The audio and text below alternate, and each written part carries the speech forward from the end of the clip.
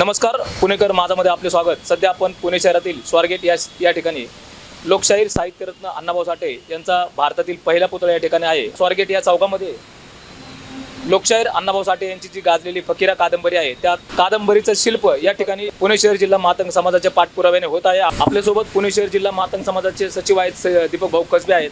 भाऊ, आज या ठिकाणी लोकशाहीर अण्णाभाऊ साठे यांच्या पुतळ्याच्या समोरच त्यांची जी कादंबरीचं आपण या ठिकाणी हे करत आहोत, तर त्या मागचा संकल्पना तुम्हाला कशी सुचली? मागच्या वर्षी जे आपण लोकशाहीर अण्णाभाऊ साठे जयंती उत्सव साजरे केला त्यावेळेस माझ्या डोक्यात अशी एक संकल्पना आली की अण्णाभाऊंनी जी कादंबरी लिहिली त्या कादंबरीच्या माध्यमातून क्रांतीची मशाल पूर्ण महाराष्ट्रात आणि देशात पेटली। तीच कादंबरी अण्णाभाऊंच्या डोळ्यासमोर करावी याच्यासाठी मी त्या ठिकाणी ती उभा करण्यात 2025 सालीच जयंतीच्या माध्यमातून ती उभी केली आणि त्याचंच एक माझ्या प्रयत्नाला कुठेतरी यश म्हणून आत्ताच या ठिकाणी पुणे महानगरपालिका स्थायी समिती अध्यक्ष श्रीनाथजी भीमाले यांच्या मार्गदर्शनाखाली यांच्या प्रयत्नातून ते या ठिकाणी बजेट टाकून त्यांनी या ठिकाणी लवकरात लवकर त्या कादंबरीच्या सर्व मान्यता झालेल्या आहेत आणि कादंबरीचं भूमिपूजन लवकरात लवकर होणार आहे।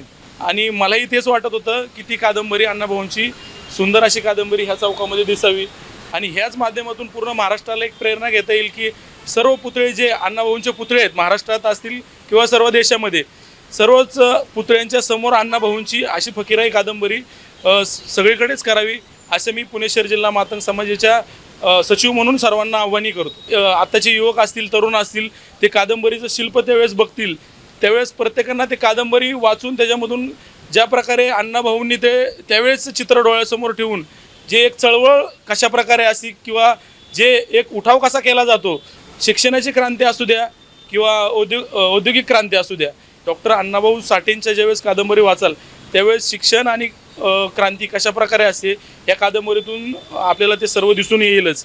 आमची अपेक्षा अशी आहे की जे आता महाराष्ट्राचे लाडके मुख्यमंत्री देवेंद्र फडणवीस साहेब यांनी जर याचं भूमिपूजन केलं व पुण्यातील सर्व जसे की श्रीनाथजी भीमाले साहेब असतील स्थायी समिती अध्यक्ष, महापौरताई असतील, तसेच शहराध्यक्ष असतील BJPचे किंवा आमच्या समाजाचे सर्व ज्येष्ठ नेते असतील, अविनाश सर बागवे असतील, रमेशजी बागवे असतील, सुनील भाऊ कांबळे असतील, सुभाषजी जगताप साहेब असतील, या सर्वांच्या हस्ते या ठिकाणी लवकरात लवकर भूमिपूजन व्हावं असे आम्ही त्या निमंत्रण पत्रिकेच्या माध्यमातून सर्वांना आवाहन करणार आहे। आमचे बंधू दीपक कसबे हे पुणे शहर जिल्हा मातंग समाजाचे सचिव असताना त्यांच्या संकल्पनेतून या ठिकाणी लोकशाहीर अण्णाभाऊ साठे यांच्या पुतळ्यासमोरील चौकामध्ये फकीरा या कादंबरीचे शिल्प उभं राहावं यासाठी त्यांनी वर्षभर प्रयत्न केले आणि त्या प्रयत्नाला मला वाटतं यश आलं।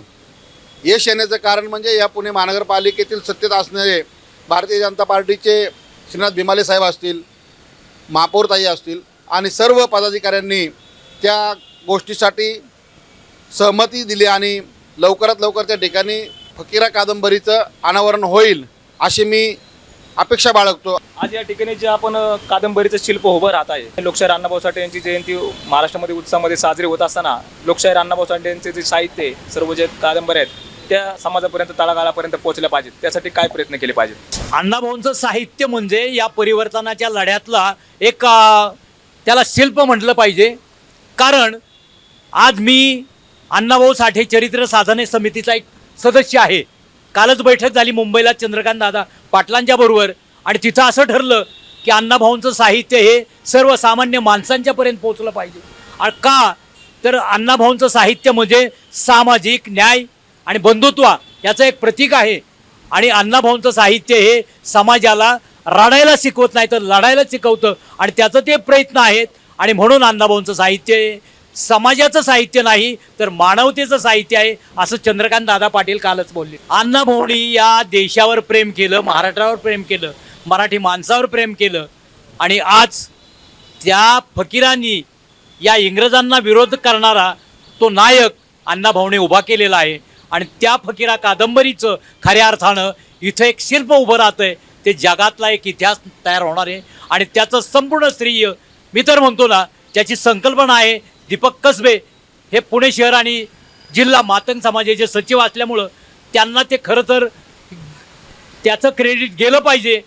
पुणे शहर मातंग समाजाच्या वतीने साहित्याचे राजे लोकशाहीर अण्णाभाऊ साठे यांच्या जयंती महोत्सवाचा कार्यक्रम गेली अनेक वर्ष मातंग समाजाचे कार्यकर्ते मोठ्या प्रमाणात करत आहेत आणि त्याचंच उदाहरण म्हणजे मातंग आता ज्या परिस्थितीमध्ये मातंग समाजाच्या माध्यमातून जे कार्यकर्ते काम करत आहेत त्या काम करत असताना आमच्या पिढीतील आता नवीन तरुण कार्यकर्ते उभारे झालेले आहेत आणि ते कार्यकर्ते विविध प्रकारे आपले समाजाच्या माध्यमातून सेवा करत आहेत.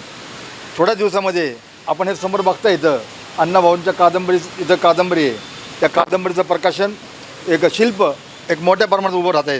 हे आमच्या पुणे शहर जिल्हा मातंग समाज लोकशाहीर अण्णाभाऊ साठे जयंती महोत्सव समितीचे सचिव ज्यांनी याचा पाठपुरावा केला आणि सातत्याने प्रयत्न करून या शिल्पासाठी अति धडपड केलेली आहे. त्यांचं पहिलं प्रथम मी अभिनंदन करतो. दीपक कसबे हात आमच्या मातंग समाज तरुण कार्यकर्ता आहे. त्यांनी या शिल्पासाठी भरपूर मेहनत केलेली आहे. या संकल्पनेमुळे लोकशाहीर अण्णाभाऊ साठे यांच्या फकीरा या ऐतिहासिक कादंबरीचा वारसा, साहित्यिक योगदान आणि सामाजिक संदेश भावी पिढ्यांपर्यंत प्रभावीपणे पोहोचेल असे समाजाचे म्हणणे आहे. तसेच या कामाचे भूमिपूजन करून उभारणीला लवकरात लवकर सुरुवात करावी अशीही मागणी करण्यात आली आहे.